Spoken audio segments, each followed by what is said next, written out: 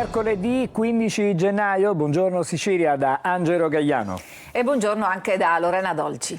E allora cominciamo come sempre la nostra mattinata con la cronaca, andiamo a Messina, orrore, ha stordito la madre con lo spray al peperoncino e poi l'ha accoltellata con decine di fendenti. La vittima era un insegnante in pensione, indagini sul movente del delitto. Oltre 30 coltellate sferrate dal figlio che non le hanno dato scampo, così è morta Caterina Pappalardo, 62 anni, uccisa dal figlio Giosuè Fogliani, 27 anni. L'omicidio è avvenuto intorno alle 13 al culmine di una lite tra i due in questo palazzo della centralissima via Cesare Battisti a Messina. A lanciare l'allarme i vicini, richiamati dalle urla che provenivano dall'appartamento. Sono loro che hanno telefonato al 112 per avvertire le forze dell'ordine. Quando gli agenti della squadra mobile della polizia sono giunti sul posto, hanno trovato il giovane ancora con il coltello in mano, mentre il corpo della donna era all'ingresso a terra in una pozza di sangue, sfregiato dalle numerose coltellate. Sul posto anche gli agenti della scientifica per i rilievi ed i carabinieri. Da una prima ipotesi sembrerebbe che il giovane, prima di uccidere la madre, l'abbia stordita con lo spray al peperoncino. Il ragazzo è stato arrestato e adesso si cercherà di decifrare anche dalle sue parole i contorni della vicenda sulla quale stanno indagando gli inquirenti. Il corpo della vittima, dopo un'ispezione esterna del medico legale, è stato trasportato all'obitorio dove resta a disposizione dell'autorità giudiziaria. Ad occuparsi del caso il procuratore Vito Di Giorgio, mentre a coordinare le indagini è il PM Massimo Trefirò. Della famiglia fa parte anche la sorella Giosuè Fogliani, che vive fuori Messina. Sui social il dolore di quanti conoscevano la donna, che viene descritta come una bella persona da alcuni gestori di esercizi commerciali a cui spesso lei si rivolgeva.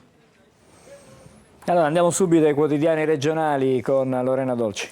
Sì, andiamo a leggere questa notizia che troviamo dappertutto, ma la andiamo a trovare sulla Gazzetta del Sud, che è il quotidiano di Messina, e come sempre prima di queste tragedie parliamo di famiglie normali. Qua sulla Gazzetta ci sono le foto dei due protagonisti, la vittima e il figlio che appunto è stato arrestato. Una famiglia normale, così la descrivevano in tanti. La donna era anche una laureata in architettura, una passione che non aveva abbandonato. Qualche mese fa aveva esposto le sue strutture in una mostra, era rimasta vedova da parecchi anni, ma aveva dedicato la sua vita ai due figli, come abbiamo sentito, Giosuè e la sorella, che da qualche tempo si era trasferita in un'altra città per lavoro. La donna si recava spesso a casa del figlio, che poi era la casa di famiglia che lei aveva lasciato, metteva a posto il frigorifero e la dispensa, come fanno spesso le mamme dei figli già cresciuti. A quanto pare il ragazzo non lavorava e la madre si occupava di lui. Tornava dunque spesso in questa casa, dove la vedeva quasi ogni giorno il titolare di un bar che si trova proprio di fronte al palazzo dove abitava il figlio. Ma in questo articolo che troviamo a piede troviamo un dettaglio di questa storia, quelle sliding door che a volte cambiano la vita, e cioè che la donna ieri sarebbe dovuta andare ad un funerale, poi ha cambiato idea e purtroppo questa decisione le è stata fatale. Restiamo nel messinese, arresto eccellente nell'ambito dell'operazione contro i clan barcellonesi. In manette il presidente dell'ordine dei commercialisti di Catania, era l'amministratore giudiziario che avrebbe favorito il sodalizio criminale. C'è anche il presidente dell'ordine dei commercialisti di Catania, Salvatore Virgillito, 60 anni, tra gli arrestati dalla polizia nell'ambito dell'inchiesta della DDA di Messina contro il clan di Barcellona, Pozzo di Gotto. L'ipotesi di reato contestata è il concorso esterno all'associazione mafiosa. Secondo l'accusa avrebbe demandato alla famiglia Ofria l'attività di gestione di un'impresa confiscata alla mafia, di cui era amministratore giudiziario, e quindi ricoperto il ruolo di pubblico ufficiale, agevolando la vendita in nero di pezzi di ricambio di autovetture e la sottrazione di denaro dalle casse della società. 15 in totale i destinatari dell'ordinanza di custodia cautelare nell'ambito dell'operazione, e che dovranno rispondere adesso di associazione per delinquere di tipo mafioso, estorsione, peculato, trasferimento fraudolento di valori, violazione della pubblica custodia di cose e sottrazione di cose sottoposte a sequestro. I dettagli sono stati illustrati in conferenza stampa col procuratore capo Antonio D'Amato, che ha sottolineato proprio qual era la percezione nella comunità del gruppo che continuava a gestire i beni seppur sequestrati.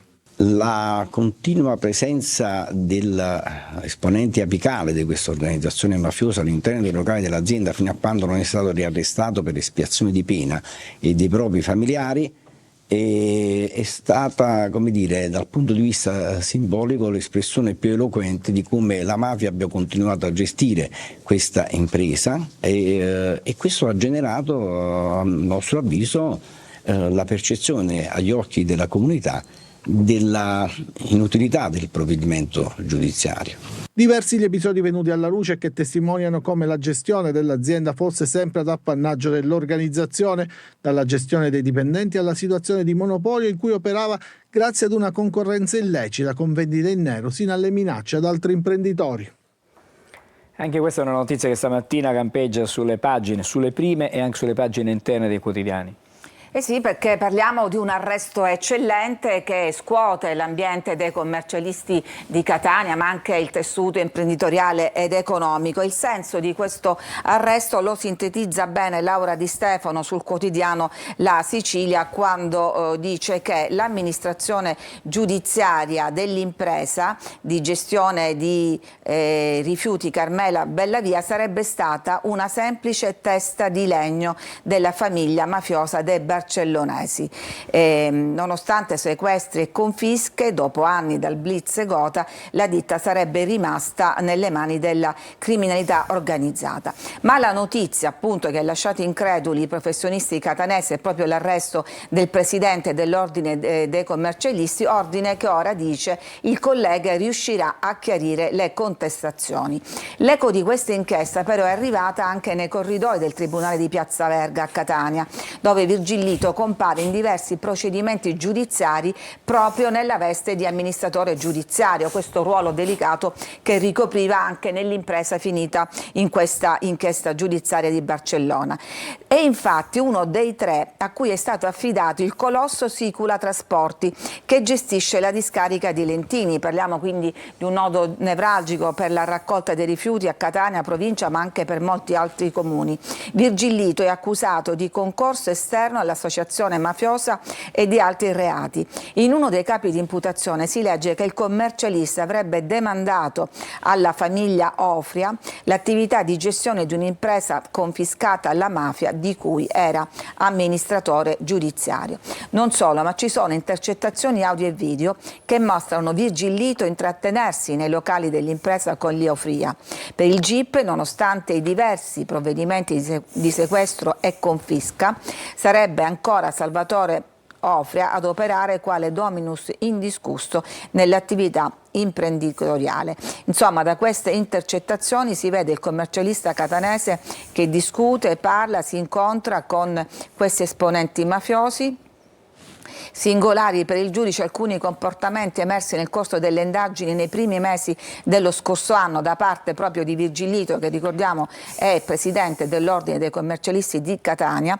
Una volta addirittura appose il cellulare in macchina quasi a voler eludere qualsiasi possibilità di essere intercettato. E poi c'è la denuncia di un registro che sarebbe andato distrutto dopo un allagamento causato da un tubo rotto. Da alcune conversazioni con Virgilito, ancora protagonista, pare però esserci un'operazione, una vera e propria operazione di depistaggio preparata a tavolino per nascondere alcuni movimenti sospetti e quindi una posizione, diciamo, davvero critica. Voltiamo pagina, adesso è stata presentata a Roma, nella sede della Stampa Estera in Italia, il programma di Agrigento, capitale della cultura 2025. Grande assente il presidente della regione Schifani. Si nota l'assenza del governatore Schifani che pur presente a Roma non si reca nella sede della Stampa Estera in Italia dove viene presentato il programma Agrigento Capitale della Cultura 2025. Qualcuno la lega una possibile freddezza che il presidente della regione avrebbe manifestato rispetto all'organizzazione dopo gli inghippi dei cartelli stradali sgrammaticati e soprattutto all'acqua che piove dentro il Teatro Pirandello che sabato dovrà ospitare il Capo dello Stato. Tanto da circolare anche l'ipotesi di un commissariamento. Penso che non ne abbiamo bisogno, replica il sindaco Miccichè che mira a spegnere le polemiche. Schifani ha delegato il suo assessore Scarpinato, dice, e quindi c'è una presenza della regione e non ci sentiamo abbandonati. Lo stesso Scarpinato spiega. Il presidente della regione non può essere in ogni dove, ci sono milioni di emergenze e lui, da grande politico, ricordo a me stesso e a tutti, Presidente del Senato, grande politico lungimirante, non può essere in ogni dove. Agrigento è speciale, dice Beppe Convertini, che presenterà la giornata di sabato e assicura: sabato, il giorno di inaugurazione, non pioverà, ho visto ora il meteo,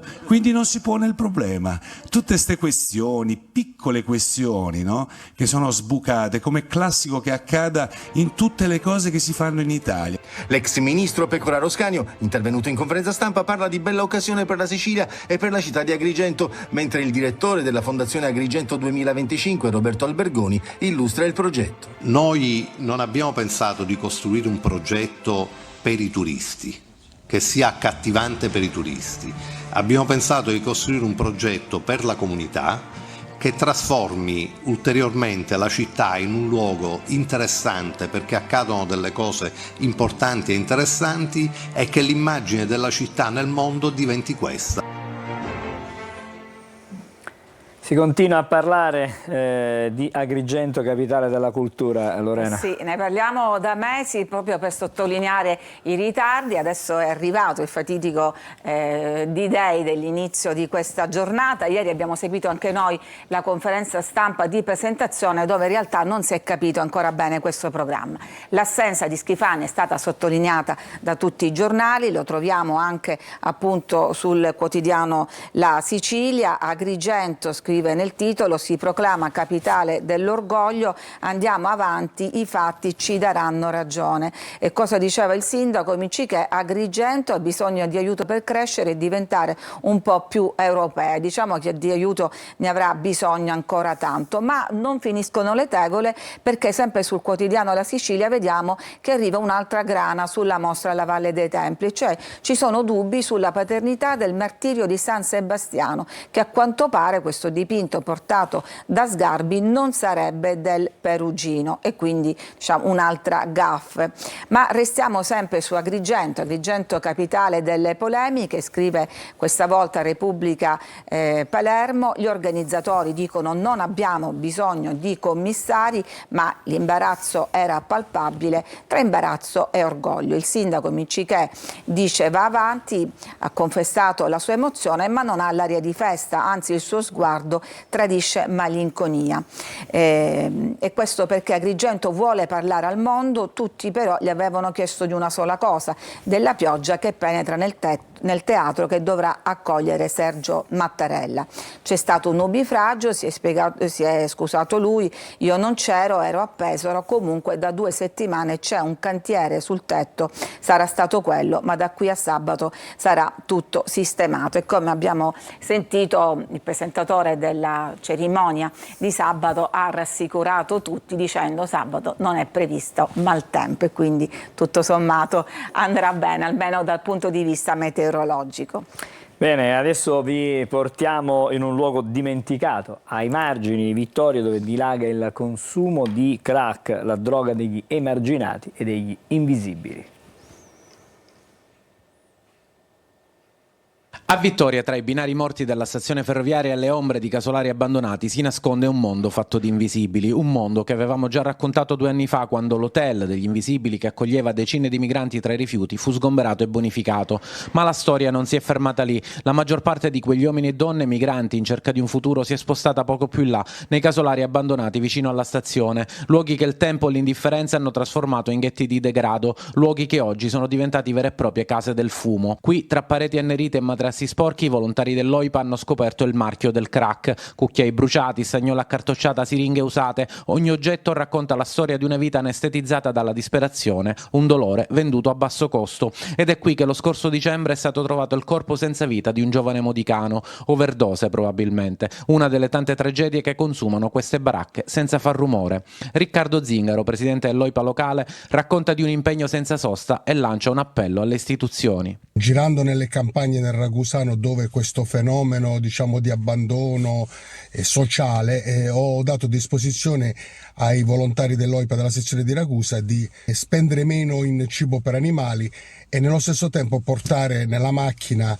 delle confezioni di acqua, dello scatolame, legumi, proprio perché ci troviamo a dover aiutare anche questi invisibili, gente che è stata abbandonata dalla società, gente che vive ai margini della società e che spesso poi sfocia viene risucchiata dalla malavita locale per lo spaccio e per altre situazioni che potrebbero essere ben più gravi. Intanto nel silenzio generale questo ghetto continua a crescere, tra il buio dei casolari e il silenzio della città si consuma un dramma che non vuole più restare invisibile. E adesso con Lorena Dolci torniamo ai quotidiani, con le prime pagine anche dei quotidiani regionali. Sì, partiamo dal quotidiano La Sicilia, dove troviamo alcuni dei fatti di cronaca di cui abbiamo appena accennato. In apertura La Sicilia parla dell'omicidio di Messina, la stordisce con lo spray, poi la uccide a coltellate, il matricidia uno psicolabile, cioè il figlio. E poi il blitz nel Messinese, impresa gestita da clan, arrestato il presidente dei commercialisti Etnei, che appunto è Virgillito. Dal Tribunale di Caltanissette invece inizia il processo sui depistaggi, sul collaborante Rigge e sul suo ruolo di infiltrato. In taglio centrale vediamo la foto notizia dedicata all'apertura, alla presentazione di Agrigento, capitale della cultura, orgoglio capitale, c'è il Tempio di Era. Dopo le tante gaffe il sindaco di Agrigento rassicura: non serve il commissario, i fatti ci daranno ragione. Intanto Rocca verso la direzione delle Tao Fest. Andiamo a vedere nelle pagine interne invece una notizia che ci riporta alla violenza in corsia. Policlinico, quello di Catania, ancora teatro di violenza. Aggredito un infermiere del pronto soccorso. Una donna è stata fermata, il medico picchiato in pediatria, parliamo del caso successo qualche giorno fa, è stato sentito dai PM. Cosa è successo al Policlinico? Questo uomo non ha avuto la pazienza di aspettare il cambio turno dei medici e quindi un infermiere del pronto soccorso è stato colpito da una paziente che era stata appena presa in carico al triage e che stava aspettando di essere visitata in ambulatorio.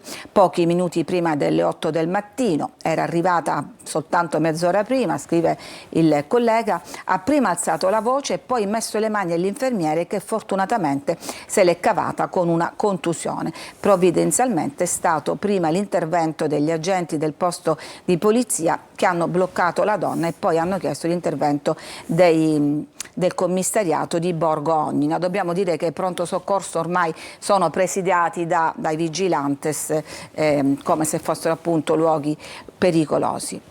E poi torniamo invece all'omicidio di Piazza Palestro, perché dalla confessione dell'omicida emergono dei dettagli sulle motivazioni che hanno provocato questa rabbia così assassina. Accecato dalla rabbia ho sparato non appena ha nominato mio figlio. Questa è la drammatica confessione al GIP del 20enne omicida e apprendiamo che pure la vittima era papà di una bambina. Cosa è successo? Questa è la cronistoria. Era in Piazza Palestro assieme a degli amici quando gli sarebbe arrivata una telefonata al cellulare. Dall'altro capo c'era Giuseppe Francesco Castiglione, proprio la vittima del 9 gennaio. Parte da qui la drammatica confessione di Calogero Michael Romano, in carcere per omicidio aggravato. I due, che si conoscono fin da bambini perché sono entrambi cresciuti in via Acquicella, hanno cominciato ad avere degli screzi quando l'ex di Romano ha cominciato una relazione sentimentale con Castiglione. La situazione si è resa più complicata dal fatto che l'indagato e l'ex compagna hanno avuto un bimbo e negli ultimi tempi ci sarebbero state delle tensioni per le visite al piccolo. Il fidanzato della giovanissima mamma, che è ancora minorenne, parliamo quindi di tutti i giovanissimi, avrebbe preso in mano la questione, avrebbe chiamato per vedersi. Naturalmente occorrerà trovare dei riscontri a questa ricostruzione. Si sono incontrati, lui è arrivato con altri ragazzi, si sono avvicinati, Castiglione gli avrebbe detto che ormai la sua ex moglie stava con lui e che per vedere il bambino avrebbe dovuto esserci il filtro di alcuni parenti e qui siamo dunque al momento culmine. Appena ha nominato mio figlio gli ho sparato, ero accecato dalla rabbia, poi sono scappato e ho gettato la pistola per strada, quindi bastato pochi attimi per far esplodere questa violenza cieca. Andiamo adesso nelle pagine interne del Tomo di Catania perché almeno una buona notizia. Parliamo dell'Empire, un'ex discoteca che insomma chi ha una certa età a Catania ricorderà, che però è un bene confiscato alla mafia, che adesso sarà gestito dal Comune e dal Conservatorio Bellini. All'Empire la musica ora cambia, è il titolo, per anni locale notturno, diventa centro di impulso musicale, culturale, sociale e civile. Parliamo del locale di via Zolfatai, quindi vicino alla stazione. È entrato nella fase operativa il partenariato tra l'amministrazione comunale e il conservatorio, quindi ancora non c'è un'apertura. Ci fermiamo, a te la linea. Grazie Lorena, ci ritroviamo con te fra non molto per i quotidiani nazionali. È il momento adesso di avere le notizie sul traffico, ci colleghiamo allora con la Polizia Stradale, il compartimento Sicilia Orientale. Vedo già con noi collegata il vice ispettore Nada Truglio, buongiorno. Buongiorno a lei e a tutti i telespettatori, mi sentite? Sì, la sentiamo, non benissimo, un po' piano, però la sentiamo. Benissimo, al momento fortunatamente non si registrano particolari criticità sulle nostre strade ed autostrade, tuttavia al solito segnaliamo code e traffico intenso sia sulla tangenziale di Catania in direzione Siracusa, sia sulla 18 DIR da San Gregorio in direzione Catania Centro. Inoltre, spostandoci sulla Catania-Palermo, rimane ancora chiuso lo svincolo di Enna e le uscite consigliate sono quelle di Mulinello e di Dittaino. Restando sempre nell'Ennese, ricordiamo che sulla SS 192, a causa di lavori di demolizione del ponte di Dittaino, il traffico veicolare in entrambi i sensi di marcia è deviato sull'autostrada Catania-Palermo, tra gli svincoli di Dittaino e Catena Nuova. Prima di salutarvi, vi ricordiamo sempre di usare la massima prudenza quando si è alla guida di un veicolo, di moderare la velocità, specie quando si è in presenza di condizioni avverse come quelle attuali, di indossare sempre le cinture di sicurezza e di utilizzare i sistemi di ritenuta per bambini, che devono essere omologati e correttamente installati. Dalla Polizia Stradale è tutto, vi auguriamo buon viaggio e buona strada. Grazie, una buona giornata al vice ispettore Nada Truglio. L'appuntamento è chiaramente con la Polstrada e Quotidiano, ci ritroveremo domani con altri aggiornamenti, ma adesso diamo uno sguardo invece alla viabilità proprio sulla città di Catania. Andiamo sulla circonvallazione all'altezza del Tondo Gioieni, quello che una volta era il Tondo Gioieni, con il ponte che non c'è più, ma vedete come la viabilità stamattina, il traffico sia abbastanza scorrevole. Da Tondo Gioieni, dalla circonvallazione invece in via Vincenzo Giuffrida, in pieno centro, in ingresso e in uscita dalla città di Catania c'è un traffico sostenuto ma abbastanza fluido. Adesso ci fermiamo perché facciamo la prima sosta della nostra mattina, poi torneremo di nuovo ai giornali e ai quotidiani con Lorena Dolci per le notizie che arrivano dall'Italia ma anche dal resto del mondo. A dopo.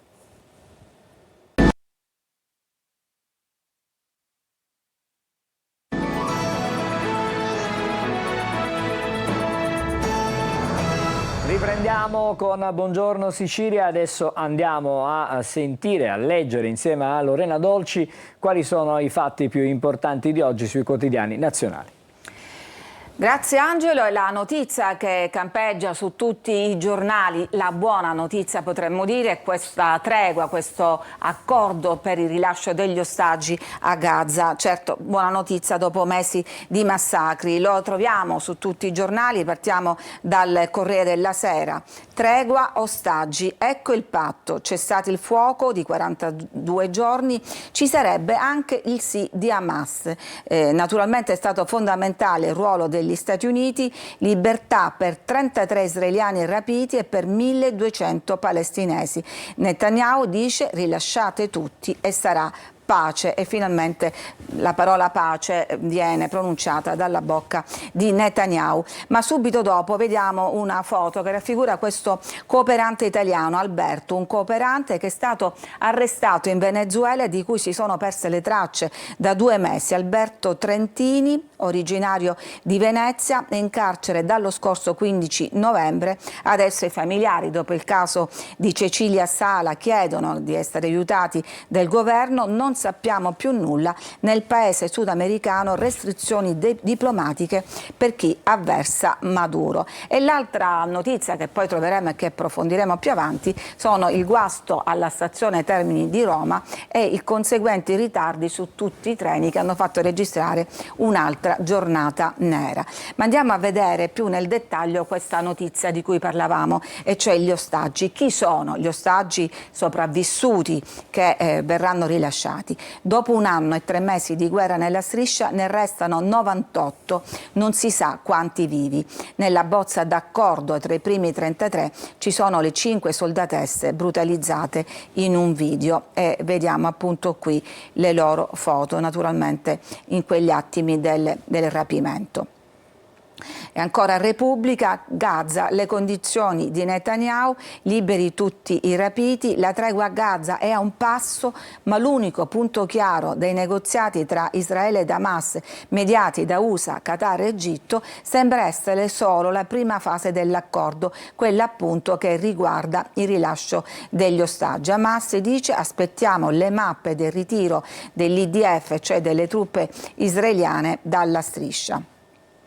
E appunto andiamo a vedere ancora nel dettaglio questo accordo. Che fossero il trofeo più ambito lo si era capito fin dall'inizio, parliamo delle 5 soldatesse. Il fatto che nessuna di loro fosse stata liberata a novembre 2023 durante il primo cessato il fuoco lo ha confermato. Sui loro nomi Israele le rivoleva indietro immediatamente, Hamas pretendeva di consegnare invece prima gli uomini anziani per riportarli a casa. Ora Tel Aviv è pronta a ingoiare uno dei bocconi più amari dell'accordo, cioè 50 detenuti palestinesi per ciascuna, mentre per ogni altro ostaggio o per ogni altro corpo, se l'ostaggio non è più in vita, saranno rilasciati 30 palestinesi. La Stampa anche qui titola l'apertura e la definisce: la tregua fragile di Gaza. Sì di Netanyahu allo scambio ostaggi prigionieri, Hamas è disponibile ma chiede garanzie sul ritiro. Quello che è certo è che ci sarà la liberazione immediata di 5 soldatesse per 250 palestinesi e uno stop alle armi di 42 giorni. Chi comanda nella striscia, chi rimane al comando di Hamas, nella striscia comanda il fratello di Sinwar, all'ala militare restano le chiavi del potere e quindi appunto da qui il titolo Una fragile tregua. Ma cambiamo argomento perché la Stampa dedica questa pagina, anzi il Corriere della Sera dedica questa pagina a TikTok. TikTok sapete che è un'app cinese, l'America sta per bandirla dai propri utenti, ma c'è forse una scappatoia. TikTok nelle mani di Musk ormai spunta in tutte le questioni importanti, il tycoon tace e Pechino smentisce. Sarebbe questa l'ipotesi per evitare il bando negli USA. Forse non succederà, forse è solo un'indiscrezione dunque, ma quello che fino a ieri sarebbe stato considerato fantascienza oggi passa per realtà. E se l'ipotesi si materializzerà, cioè che TikTok passi appunto a Elon Musk, sono immaginabili fin d'ora conseguenze su 2 piani, quello della cultura e dell'informazione in America, con l'enorme espansione del peso di Musk nel mondo delle reti sociali, dove già ha una posizione di primo piano con X, l'ex Twitter. E veniamo invece alla cronaca italiana, un'altra questione di cui tutti i giornali si sono occupati, questione che ha un antefatto. 2 mesi fa una professoressa viene picchiata ferocemente da un gruppo di mamme, indignazione, rabbia, si scopre poi che adesso la prof picchiata dai genitori è stata arrestata per violenza sessuale, addirittura avrebbe fatto molestie su 7 minorenni, le mamme dicono ci chiamarono bestie, ora scusatevi. A metà novembre questa insegnante di sostegno di una scuola media di Castellammare di Stabia venne aggredita da un gruppo di mamme che l'accusavano di abusi sessuali sui loro figli, dei ragazzini di 12 e 13 anni. Si trattò di una spedizione punitiva, tutti parlarono di inciviltà, di azione violenta, di un processo sommario. Ma il giorno prima di presentarsi a scuola, quelle stesse mamme erano state dai carabinieri a denunciare la docente, mettendo a verbale ciò che ritenevano di avere scoperto e che adesso le indagini hanno confermato, cioè che questa donna appunto abusava di questi piccoli studenti. Andiamo a vedere adesso su Repubblica invece l'altra notizia, quella che riguarda il guasto a Termini e i ritardi a ripetizione. Maltempo e guasti a ripetizione e ancora caos ai treni, ritardi fino a 6 ore. La nuova giornata complicata ieri per chi doveva spostarsi in treno con le immancabili polemiche politiche.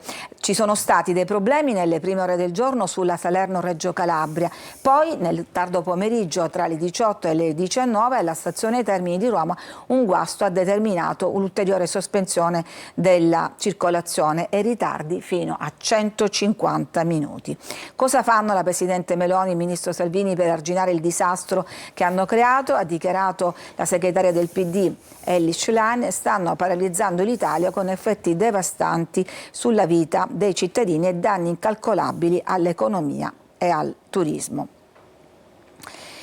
E poi c'è un'altra questione che anima il dibattito politico, quello dello scudo penale per gli agenti di polizia. È bufera sul governo. Siamo sulla Repubblica, scudo per gli agenti, la destra lo ritiene necessario, il Quirinale accende un faro. Di cosa si tratta? Si tratta di una modifica al DDL sicurezza che impedisce l'automatismo dell'azione penale nel caso in cui un poliziotto, un agente di polizia, un carabiniere, quindi commetta un omicidio.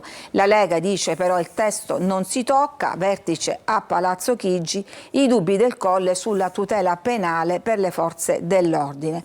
Non c'è ancora un testo sulla scudo penale, ma al Quirinale stanno seguendo con attenzione questo dibattito ed è un segno che un'interlocuzione formale, come sempre in questi casi, è già in corso.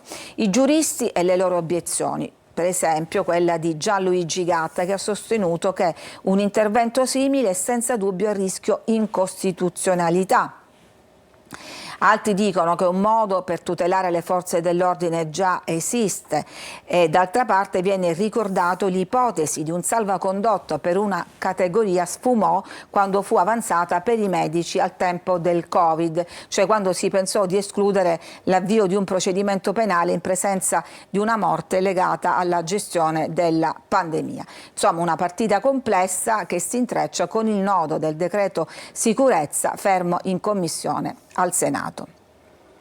E poi, sempre in tema di sicurezza e di forze dell'ordine, c'è questo altro caso, le attiviste costrette a spogliarsi in quest'ora, un caso che è arrivato in Parlamento. Gli agenti si difendono, sempre tutelata la dignità delle persone. Cos'è successo? C'è questo movimento che si chiama Extinction Rebellion, una di queste ragazze ci mette la faccia e con un video sui social e al telefono racconta: mi hanno chiesto di spogliarmi, di togliere le mutande, di fare 3 piegamenti, altre compagne l'hanno fatto, io mi sono rifiutata, denunciare, dobbiamo ancora capire come muoverci a livello legale. E abbiamo visto che invece la polizia dice che è successo tutto secondo quanto previsto dalla legge.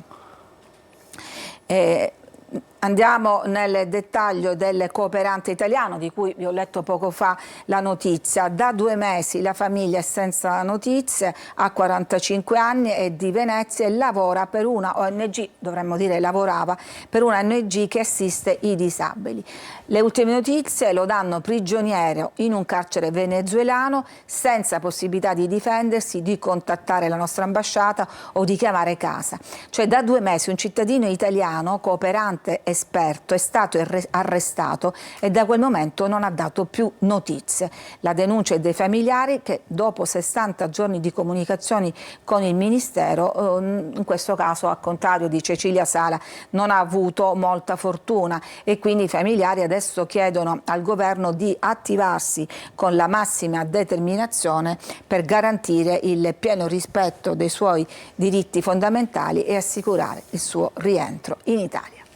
A te, Angelo. Grazie allora Lorena. Noi ci fermiamo, andiamo a vedere le previsioni meteo. Dopo il primo dei temi di questa mattina parleremo di una movida senza regole a Catania, andremo in esterna con un collegamento. Tutto questo fra poco. Un saluto e ben ritrovati da Daniele Berlusconi di Trebi Meteo. Prosegue l'afflusso di correnti fredde da nord-est anche nella giornata di mercoledì, che porteranno un po' di variabilità al sud e qualche nuova acquazzone o temporale sparso in Sicilia entro la serata. Infatti, come vediamo da questa grafica, nella prima parte del giorno avremo condizioni in prevalenza asciutte, poi tornano dei fenomeni a carattere sparso tra pomeriggio e sera e anche delle nevicate sull'area etnea. Per quanto riguarda le temperature, continuerà a fare piuttosto freddo, valori massimi non superiori ai 14-15 gradi. Anche nella giornata di giovedì la situazione rimane piuttosto instabile sulla Sicilia per la presenza di queste correnti da nord-est, quindi venti a tratti anche sostenuti dal Grecale con mari molto mossi o localmente agitati. Avremo acquazzoni temporali sparsi e delle nevicate che, specie sull'area etnea, potranno essere anche piuttosto abbondanti. Temperature nel complesso stazionarie con clima pienamente invernale. Per il momento è tutto, maggiori dettagli sull'app di Trebi Meteo.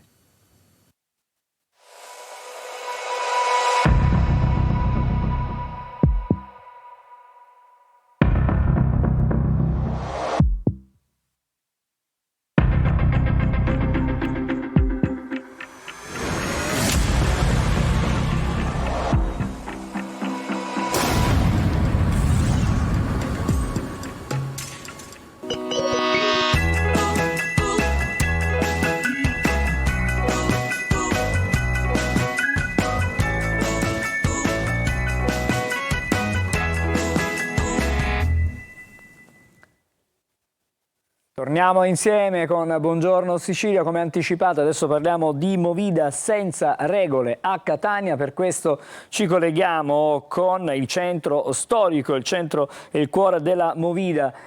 Questa mattina per noi c'è Edoardo Sergi. Buongiorno Edoardo. Ciao Angelo, buongiorno. Sì, parliamo di movida senza regola. Qua nel centro di Catania siamo in via Gemellaro, il cuore proprio della movida del fine settimana, ma non solo. Siamo con Sergio Serafini, che è un residente, Andrea Graziano, uno storico e famoso ristoratore della zona. Allora Andrea, partiamo subito. Quali sono le criticità qua in centro? Allora, come dicevamo prima, io rappresento un po' quella che è via Santa Filomena. Abbiamo creato questo distretto che è una sorta di associazione che raccoglie al suo interno attività di ristorazione, strutture ricettive, negozi e residenti. Noi lavoriamo con massima collaborazione per riuscire ad avere una convivenza civile, ma soprattutto con un unico fine, quello di avere una strada sempre più vivibile, più bella, più luminosa, più pulita. Purtroppo non tutta la zona lavora allo stesso modo. Noi ci aspettavamo che un po' qualcuno prendesse spunto anche da quello che abbiamo fatto. La nostra è una piccola isola felice e da sempre, ormai da oltre un ventennio, è un punto di riferimento per l'enogastronomia e non solo, per i catanesi ma anche per i tanti turisti. Poi devo dire, siccome sono anche residente, devo dire che anch'io soffro di un disagio importante, perché spesso ci sono delle situazioni che vanno fuori le regole e che disturbano e turbano tanto il sonno e la serenità dei tanti residenti che sono qua in zona. A proposito di sonno e serenità, chiediamo a Sergio, che tu abiti qui in via Gemellaro, è una via che è sempre piena di gente dal lunedì alla domenica, però le criticità, come mi dicevi prima fuori onda, sono tante. Sì, le criticità sono tante. Secondo me bisogna fare un passo indietro, dall'epoca post-Covid, che ha chiaramente messo il territorio nelle condizioni di essere preda dei tavolini selvaggi e di un'occupazione che intanto non consente a molti residenti di accedere agevolmente ai propri passi carrabili. Ma al netto di questo, la nostra battaglia più importante è quella contro la musica, che non ci consente di vivere la nostra residenzialità in maniera normale, che non è, non è superabile con i migliori infissi sul mercato, visto che i bassi, la musica amplificata, la cassa armonica, le caratteristiche di questa via non consentono di avere una vivibilità della via normale. Noi viviamo in una città nella quale c'è un regolamento di impatto acustico che dice che dopo le 10 di sera ci dovrebbero essere al massimo 55 decibel di rumorosità, il che significa praticamente silenzio, e invece viviamo in una via che sfiora stabilmente i 75 decibel per arrivare a picchi di 90-95 decibel, peraltro certificati dalle rilevazioni ARPA. Ecco, Angelo, parliamo che appunto oggi in Consiglio Comunale si parlerà proprio... Sì, proprio di questo volevo parlare, nel senso che ti volevo chiedere ai tuoi ospiti perché si sta lavorando, quantomeno c'è l'idea di un nuovo regolamento per la movida a Catania. A che punto siamo, se ci sono diciamo degli accordi o quantomeno c'è un rapporto che si è instaurato tra i residenti, tra i commercianti, i ristoratori della zona e l'amministrazione comunale, il consiglio comunale? Andrea. Allora, come dicevo prima, nella nostra via, quindi la parte che riguarda la via Santa Filomena, non ci sono particolari problemi, anzi proprio per questo dicevo siamo un'isola felice. Negli anni siamo riusciti a venirci incontro mettendo come punto comune le esigenze di tutti, quindi non solo delle attività commerciali ma anche dei residenti che ci abitano e ci vivono. Sarebbe importante anche nelle zone limitrofe, che tra l'altro adesso, anche grazie alla chiusura al traffico che è avvenuta quasi un mese fa, diciamo, ci sono i presupposti per renderla ancora più bella, più vivibile. È stato anche sono stati installati dell'arredo urbano tutto lungo via Pacini e quindi si sta facendo qualcosa per migliorarla. L'ideale sarebbe che ci fosse una concertazione fra i residenti e i commercianti per far sì di venirsi incontro e trovare un punto comune per una civile convivenza. Penso che anche il punto di vista dei controlli sia importante, Sergio, perché mi dicevi prima che comunque molti non rispettano quelle che sono le normative. Sappiamo che il questore Bellassai sta puntando molto appunto sui controlli nel fine settimana, però ecco, mi dicevi che in via Gemellaro non tutti rispettano proprio le regole. Ma guarda, io rispondo un po' alla domanda che era stata fatta anche sul regolamento e sulla concertazione. Noi siamo stati auditi, diciamo, una nostra rappresentante del coordinamento dei comitati cittadini del centro storico è stato audito ieri. Stiamo in qualche modo cercando di contribuire a questo famoso regolamento della movida, detto che già tecnicamente ci sarebbero già tutti i regolamenti possibili e immaginabili. Ho parlato prima del regolamento impatto acustico, ma ce ne sono tanti altri che basterebbe fossero in qualche modo applicati. Oggi la polizia locale non conosce il regolamento di impatto acustico, oggi gli assessori competenti non conoscono il regolamento di impatto acustico, oggi il Consiglio Comunale è nella gran parte portatore di interessi particolari di categoria, non solo degli esercenti ma anche, diciamo, di altre categorie. Quindi noi ci troviamo in uno scenario politico desolante, dove, devo dire, il sindaco trentino fa quel che può e ha dimostrato, diciamo, sensibilità, ma non può far tutto da solo. Chiaramente non è solo questa la zona calda, c'è anche Piazza Teatro, che penso che sia il punto focale, no, della situazione, insieme a via Piazza Scamacca e tutte le zone limitrofe. Però io vorrei vedere anche un'altra faccia della medaglia, Andrea, perché comunque Catania ha turismo, ha tante persone che vengono, chiaramente questo si traduce in rumore durante la notte, però immagino che voi commercianti, comunque ovunque ristoratori, siete contenti di accogliere tante persone qua durante il fine settimana, che chiaramente devono rispettare le regole. Certo, sicuramente, ovviamente il turismo e il flusso importante di persone fa sì che le attività commerciali possano muoversi, anche perché sono un grosso volano per il turismo siciliano, cioè la parte per il turismo catanese. Diciamo che la gastronomia è una di quelle che attira di più i turisti, non solo dall'estero ma anche dal nord Italia, quindi per noi è fondamentale, e si sa che in una zona del centro storico può esserci un po' più confusione, dove ci sono dei ristoranti, dove ci sono dei locali. Ricordiamo anche che in passato queste zone erano diciamo buie e malfamate. Adesso soprattutto nelle zone più diciamo più ricche di ristoranti performanti il valore delle case è cresciuto, ci sono anche tante case vacanza di livello, quindi la gente viene in queste zone per godere della movida, ma anche per vivere qua, per passeggiare a piedi, anche perché è una piccola zona della città che è stata restituita ai pedoni, ai cittadini.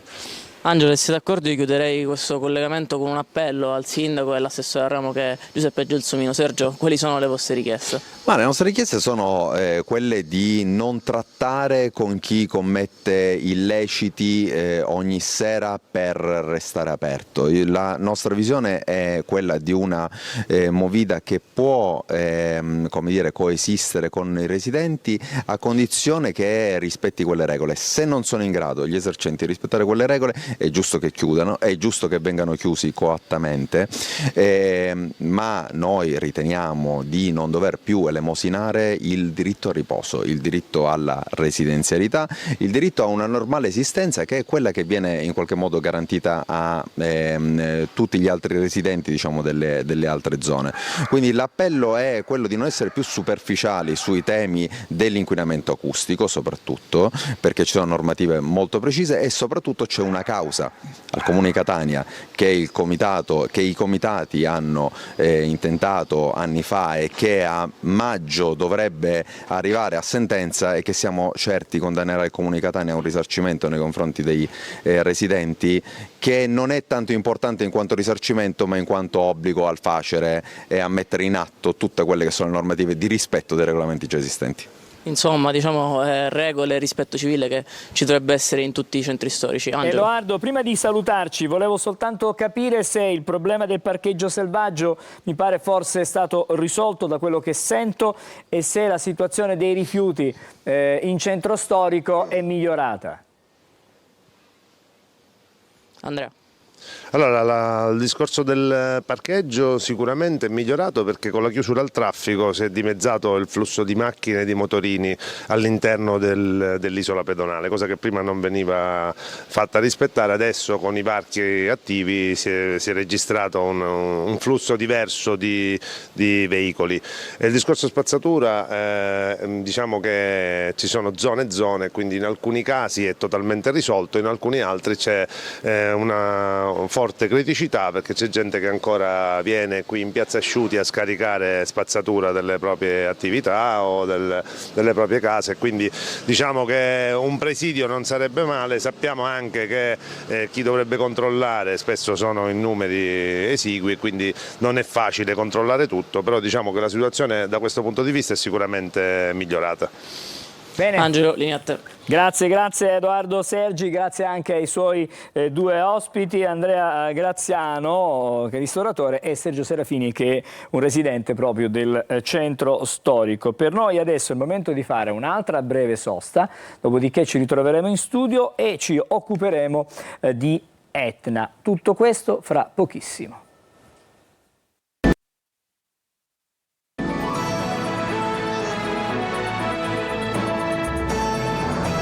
Di nuovo insieme a Buongiorno Sicilia, come anticipato parliamo di Etna, parliamo soprattutto di impianti sciistici e degli appassionati che amano sciare sull'Etna. Buongiorno, per essere con noi qui in studio Francesco Morosoli, imprenditore. Buongiorno. Allora, Francesco Russo Morosoli, diciamo che quest'anno ci sono premesse un po' diverse rispetto alle ultime stagioni, quelle che abbiamo vissuto. C'è un po' di neve in più sull'Etna. Per fortuna sì, anche se come abbiamo visto in queste giornate un po' l'andamento è altalenante della neve, però nelle ultime giornate abbiamo rilevato che abbiamo 20 centimetri che ci permettono di riaprire già stamattina Seggiovia, Monteconca e abbiamo anche messo in aggiunta il tapirulan per dare un po' di respiro e di spazio agli sciatori. Una boccata d'ossigeno, diciamo così. Sì, ci voleva perché dopo le disastrose stagioni precedenti degli ultimi 2 anni, insomma, una stagione che partisse già praticamente con i primi di gennaio ci voleva effettivamente. Effettivamente sì, perché diciamo l'Etna richiama tantissimi turisti, appassionati della montagna, appassionati del vulcano, appassionati anche dello sci in genere. Questo significa però essere pronti ad accogliere tutte queste persone. Certo, il problema si è un po' acuito perché non essendoci ormai da anni 2 stazioni sciistiche, quindi anche quella del versante sud, tutta la massa degli sciatori, soprattutto nelle giornate clou, no? Mi riferisco a Santo Stefano, mi riferisco all'Epifania, chiaramente si riversano tutti su un unico versante, tutti in un paio di ore, no? Sono tutti lì a fare la fila per il biglietto, a noleggiare l'attrezzatura, a cercare il parcheggio, che purtroppo diventa sempre un problema, cioè lo è sempre stato e ora più che mai diventa un problema da dover risolvere. Ecco, problema da risolvere, va certamente affrontato. Sì, va affrontato, bisogna che lì le istituzioni e le autorità competenti si siedano ad un tavolo per cercare di far fronte, cercare soprattutto di trovare un modo per allargarli, perché poi fondamentalmente l'unico modo per dare più capienza è quello di allargarli, che non sarebbe neanche un problema tecnicamente. I problemi sono, diciamo, più o meno burocratici. C'è un problema di competenze territoriali anche? Ma no? allora proprio problemi di competenze territoriali no, perché si tratta tutto, quasi tutto, vado a memoria, sul terreno di lingua glossa, però chiaramente ci devono essere vari attori che devono dare le giuste autorizzazioni, per cui diventa un po' complicato. Anni fa si era provato con un servizio navetta, ma il servizio navetta è un po' un palliativo. E quindi troppo poco per poter, diciamo, accogliere tutti questi turisti. E poi c'è anche un altro problema, un problema legato al fatto che non tutti quelli che decidono di salire sull'Etna sono attrezzati anche con le loro automobili, no? Diamo qualche consiglio a chi decide, magari nelle giornate non proprio, diciamo, da un punto di vista climatico adatte, nel senso che non c'è il cielo azzurro e le strade possono essere ghiacciate. Bisogna anche pensare che non bisogna rischiare. Certamente. Il consiglio che do a tutti è quello sempre di salire con mezzi idonei, salire provvisti di catene anche quando all'apparenza non ce ne sia bisogno, anche perché se fermati a dei controlli, anche se effettivamente la strada è pulita e non ce n'è bisogno, magari le autorità possono decidere di non far proseguire l'auto perché è sprovvista di catene. Quindi il consiglio, comunque sia per la montagna come per il mare o per qualsiasi altro approccio naturalistico importante, è la prudenza. Chi volesse passare una giornata sull'Etna, che cosa deve fare? Insomma, come si deve organizzare? Ma allora, intanto dovrebbe partire presto, così per avere, diciamo, più chance di trovare il parcheggio che, ripeto, a forza di essere noioso sta diventando, diciamo, ormai l'annoso problema. Quindi di partire presto, di partire ben equipaggiati con le catene e di soprattutto informarsi prima attraverso i canali istituzionali, meteo e anche le pagine social del mio gruppo, quali sono le condizioni della strada, delle piste e appunto l'apertura. Oggi per esempio siamo aperti, ma solo 8 sciatori in questo momento, solo 8, quindi c'è un comprensorio per 8 persone. Quindi diciamo che c'è quando abbiamo nelle giornate ovviamente dove qualcuno fa qualche lamentela, poi ci sono la stragrande maggioranza delle giornate dove abbiamo un flusso assolutamente diciamo regolare o addirittura scarso, ecco, quindi... Ma magari oggi è una giornata infrasettimanale, sì, oggi è un mercoledì, quindi per carità, poi le condizioni meteo in questi giorni non sono stati proprio... Per chi magari si deve spostare, arrivare sull'Etna certamente si trova la neve, no? Perché in alta quota e si può ammirare questo spettacolo che offre l'Etna, perché da una parte riusciamo a vedere il mare, dall'altra parte vediamo praticamente le cime di questo vulcano che è qualcosa di meraviglioso e che tutto il mondo ci invidia. Esattamente, ben detto, sciare guardando il mare è quasi un ossimoro, no? Sono al freddo, sono sulla neve, guardo il mare che mi evoca estate, costume, caldo e in più sciando sento anche il respiro del vulcano, perché spesso fra una curva e l'altra si sente qualche attività di degassazione, si sente qualche boato, si sente qualche respiro, chiamiamolo così. Quindi, il vulcano è questo. E il vulcano è questo, e quindi nulla di più bello effettivamente. Certamente il sabato, la domenica sono giorni in cui c'è più affluenza e poi dobbiamo fare i conti invece con la stragrande maggioranza dei giorni in cui l'affluenza invece è piuttosto scarsa. Ma nella nostra regione, diciamo nella provincia di Catania, perché poi l'Etna attrae sicuramente turisti che arrivano da tutto il mondo con le escursioni che sono organizzate. Chiaramente però la provincia di Catania è quella che offre... è quella che è più interessata, nel senso che quotidianamente può arrivare facilmente sull'Etna, o mezza giornata libera o un giorno libero posso andare.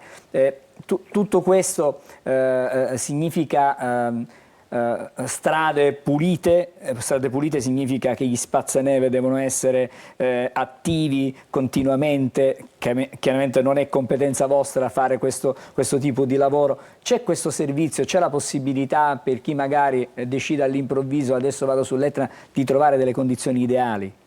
Sì, si può fare. Io consiglio per chi viene da lontano chiaramente di usufruire di qualche B&B, ce ne sono veramente tanti sia a lingua glossa paese sia anche insomma sulla provinciale per salire, per cui ecco, trovarsi sul posto sicuramente conviene anche per i problemi di cui sopra, no? Sempre di trovare posto, il parcheggio e avere, diciamo, la possibilità di noleggiare l'attrezzatura. Per cui diciamo che l'Etna muove un indotto abbastanza importante. Ecco, fatto un conto, diciamo che il mio gruppo muove circa un indotto di 500 famiglie, no? fra ristoratori, albergatori, strutture extraalberghiere, souvenir, rivendite, agenzie, tour operator, capigruppo, guide alpine, insomma c'è di tutto. C'è di tutto e di più, e per cui insomma muoviamo un indotto importante, di questo ne sono orgoglioso. Chiaramente io devo fare i conti con quello che il pubblico mi mette a disposizione. Da stamattina abbiamo detto che sono aperti gli impianti. Seggiovia, Monteconca, e abbiamo aggiunto il tappeto, che vorrei ricordare agli amici sciatori che non è diciamo... Così magari spieghiamo a chi magari non è avvezzo a questi termini. Il tapirulan non è un impianto vero e proprio, gli impianti sono quelli che sono autorizzati e che abbiamo costruito per la fruizione della montagna e degli sport da neve. Il tappeto, il tapirulan è una cosa che mettiamo in più, che non è un diritto ma è semplicemente un aggio in più che desideriamo mettere quando appunto non riusciamo ad aprire tutti gli impianti o almeno 3 su 4, per cui per dare più respiro alla stazione, per far sì che gli sciatori non si ammassino tutti negli stessi posti, evitare anche assembramenti non per motivi di Covid ma semplicemente per motivi logistici, mettiamo anche il tapirulante. E quindi un servizio in più che viene messo a disposizione di chi volesse usufruire dell'Etna. Ci sono delle iniziative particolari, magari per il fine settimana, ci sono delle occasioni per poter sfruttare al meglio una escursione sull'Etna?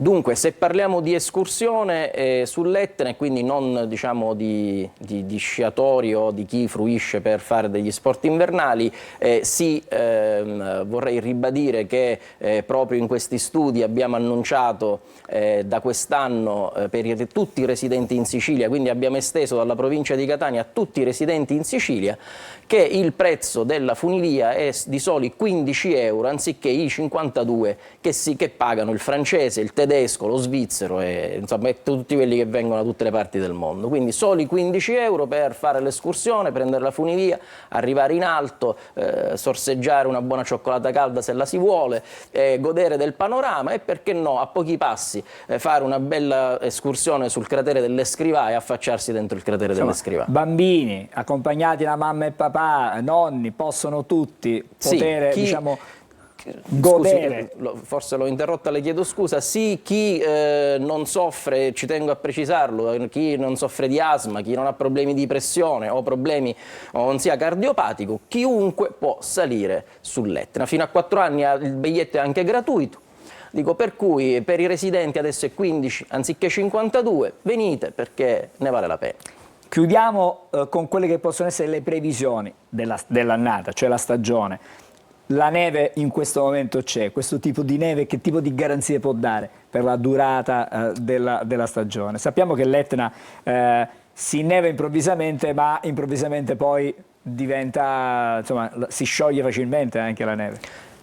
Dottore, lei mi mi chiede diciamo una chiaroveggenza e certamente se dovesse fare come mi auguro e come diciamo il meteo ha paventato un'altra nevicatina e potessimo riaprire anche il Coccinelle e perché no anche l'anfiteatro, sarebbe chiaramente l'ottimo. Il problema è che comunque sia siamo la stazione sciistica più a sud d'Europa e quindi basta una piccola sciroccata e purtroppo tutto. Questi 20 centimetri di neve che ha fatto in queste 3 ultime notti ce le mangiamo immediatamente. Beh, speriamo, in bocca al lupo insomma, per la stagione, speriamo che sia una bella stagione per gli appassionati della montagna, della neve, che possono usufruire di questo spettacolo meraviglioso che è il vulcano Etna, che ripeto e sottolineo ancora, il mondo intero invidia alla nostra bella Sicilia. Grazie per essere stato con noi. Grazie a voi. A Francesco Russo Morosoli, imprenditore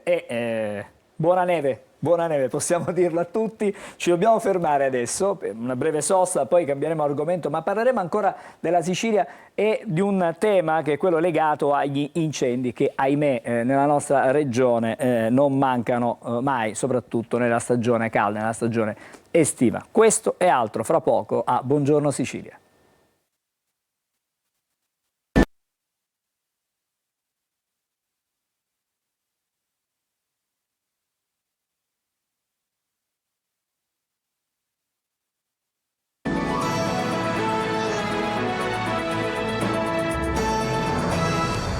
Allora, eccoci di nuovo insieme in studio, adesso vediamo le pillole di almanacco e fra pochissimo andremo a consultare anche le stelle, fra poco.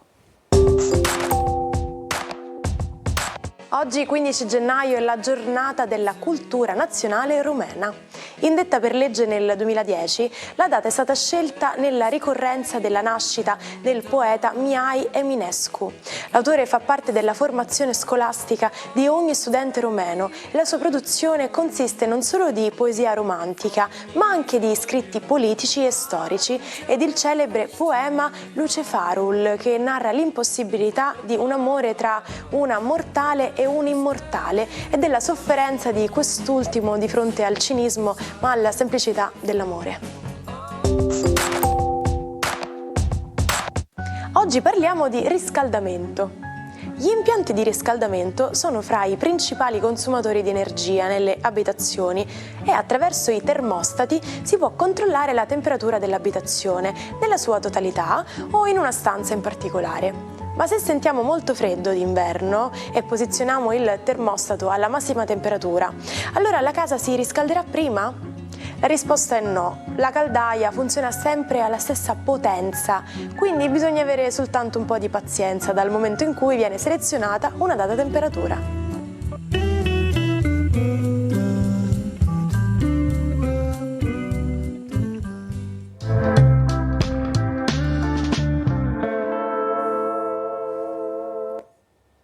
Eccoci, ci siamo e vediamo in primo piano la nostra Sicilia, il simbolo della nostra terra su questa tazzina. Buongiorno Marco Amato. Buongiorno Angelo, buongiorno Sicilia. Bene, allora stamattina abbiamo da parlare di tante cose, a parte insomma capire cosa ci riservano oggi le stelle, però c'è un personaggio sul quale ci dobbiamo soffermare, un personaggio televisivo in qualche modo, che ha a che fare con la cucina e anche con qualcos'altro, no? Eh beh sì, proprio perché parliamo di Alessandro Borghese con i suoi 4 ristoranti, programma assolutamente seguitissimo e fortunatissimo, che questa volta ha fatto da poco un omaggio alla nostra bella Sicilia, in particolare a un'isola splendida della Sicilia che è Lampedusa. Ebbene, proprio a Lampedusa pare abbia trionfato uno splendido e buonissimo ragù di triglia. Ora, essendo stato premiato il ristorante che l'ha prodotto, ci si chiede, ma la nostra Sicilia così ricca di profumi, odori, sapori, ricette e piatti assolutamente prelibati, la nostra dieta è annoverata tra le più importanti, se non la più importante al mondo, si farà di nuovo capolino in Sicilia? La risposta dell'astrologo è sì, proprio perché essendo Borghese uno scorpione andrà alla ricerca comunque di preziosismi, vedrà vedremo un po' un Alessandro Borghese andare a cercare proprio tra i misteri di tutta Italia un po' le ricette più particolari, un po' quindi meno glam, diciamo, la sua ricerca, ma assolutamente più vera e autentica, atta appunto allo scovare i preziosismi di ogni regione, di ogni terra. Ebbene, Alessandro Borghese è uno scorpione. Lo scorpione, pochi sanno, uno dei suoi preziosismi astrologici è che è il segno che mangia di più, proprio perché la sua voracità è una voracità un po' cosmica, perché tutto passa insomma da quella forma di catabolizzazione, ecco, in termini scientifici è quello, ma di assimilazione proprio di tutto ciò che si mangia, quindi anche che si conosce in una metafora relativa. Lo Scorpione è un segno profondissimo che ha a che fare con le viscere e nell'oroscopo anche gli elementi come Giove e Venere contribuiscono sicuramente, una alla voluttà alimentare e l'altro proprio a tutto quello che è il sistema endocrino e quindi a tutte anche le disfunzionalità che col cibo si possono anche verificare. Ancora una volta le stelle dello zodiaco ci insegnano che c'è una logica per tutto. Qua in Sicilia sicuramente godiamo di tutta una serie di proposte alimentari che fanno invidia al mondo e ancora una volta ci confermiamo un'eccellenza. Ebbene, oggi cosa accade nel cielo? La luna è il Leone. Quindi quando l'astro notturno per eccellenza, il percettibile astro, è nel segno della luce, del sole, del leone, cosa accade? C'è una maggiore chiarezza interiore, soprattutto per i segni di fuoco, quindi Ariete, Leone e Sagittario. Ma vediamo nello zodiaco oggi cosa vuole dire per Ariete.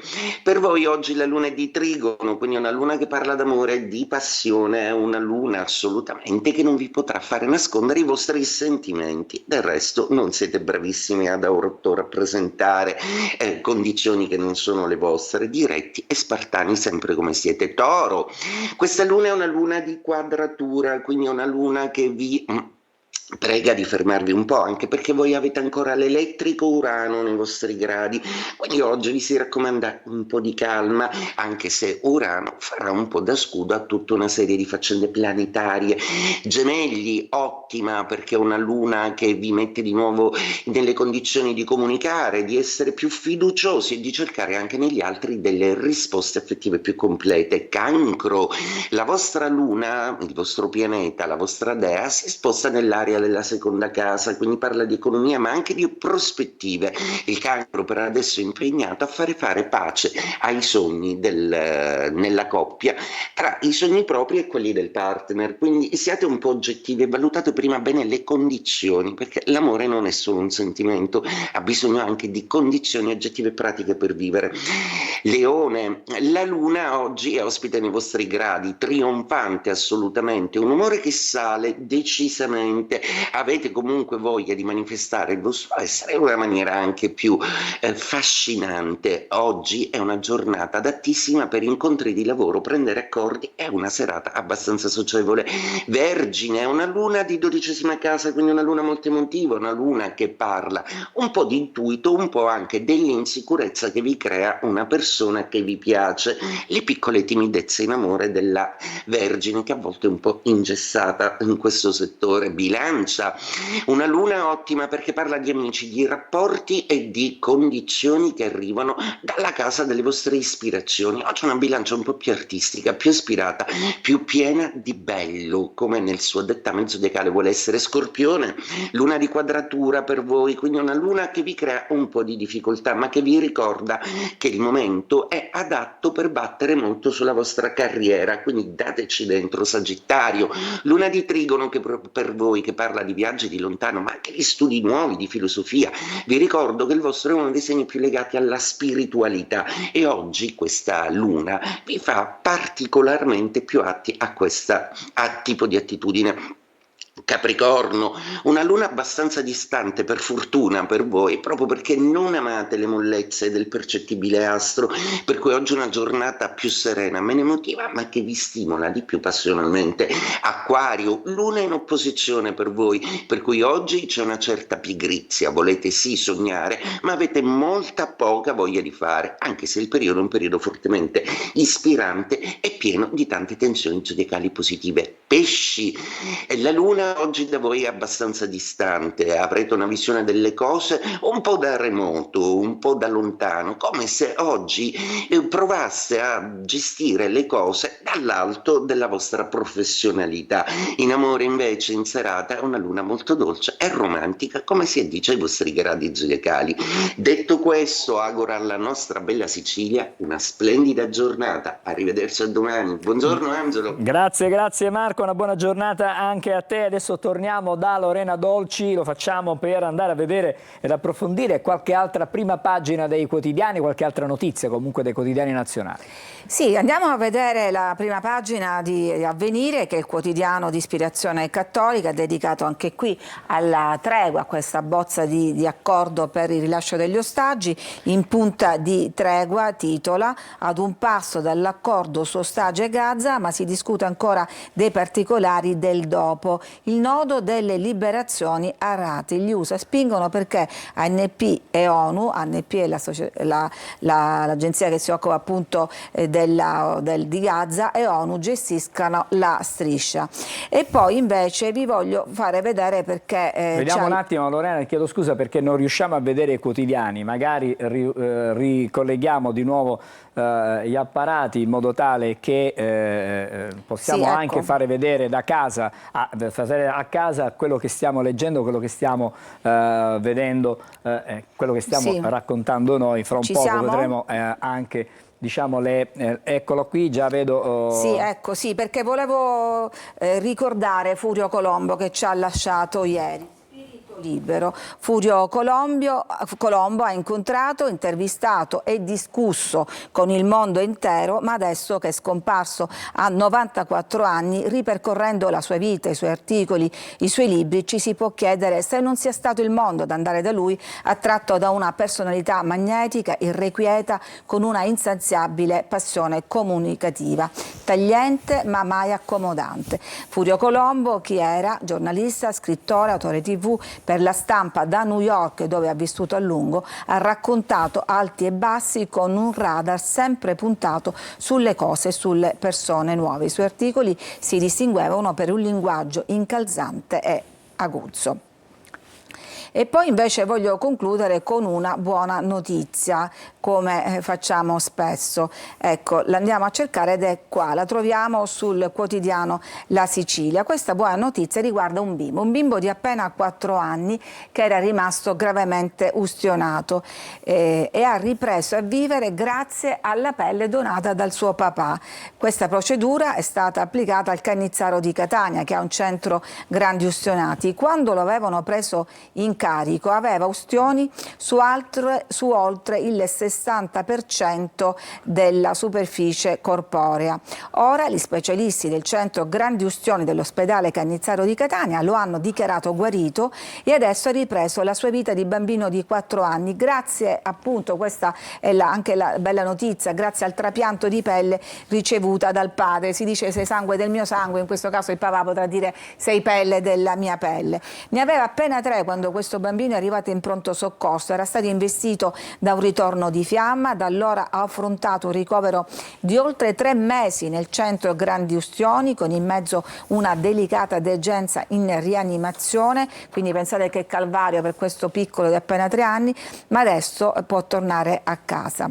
Il primo passo, spiega Rosario Ranno, direttore del centro grandi ustioni, è quello di applicare una metodica moderna che permette di asportare tutta la pelle ustionata senza interventi chirurgici e senza perdite di sangue, e poi appunto hanno effettuato dei trapianti di pelle prelevata dal padre per rigenerare le zone più estese del tessuto danneggiato, e finalmente questo bimbo potrà ritornare a una vita normale, quella di un bimbo di 4 anni. Grazie Lorena. Ancora una notizia, stavolta dalle agenzie. A Palermo 16 arresti sono stati eseguiti dalla Guardia di Finanza nell'ambito dell'operazione Smoke Trail. Sono state smantellate 2 organizzazioni criminali dedite al contrabbando di sigarette. Sequestrati beni per oltre 1 milione di euro, 22 tonnellate di tabacchi lavorati. Le attività sono ancora in corso nelle province di Palermo, Trapani e Napoli. Evidentemente vi daremo aggiornamenti su questa operazione nel corso dei nostri telegiornali. Stamattina ci fermiamo qui con Buongiorno Sicilia, come sempre il saluto è in musica. Il 15 gennaio del 1972 Rosanna Fratello con Sono una donna, non sono una santa, regalava questo grande successo. È un inno alla libertà, alla indipendenza delle donne che rivendicano il diritto di essere se stesse senza dover seguire gli stereotipi che vengono imposti dalla società. Dunque, Rosanna Fratello con Sono una donna, non sono una santa. Domani con Buongiorno Sicilia. Ciao Carlo! Bene, benissimo.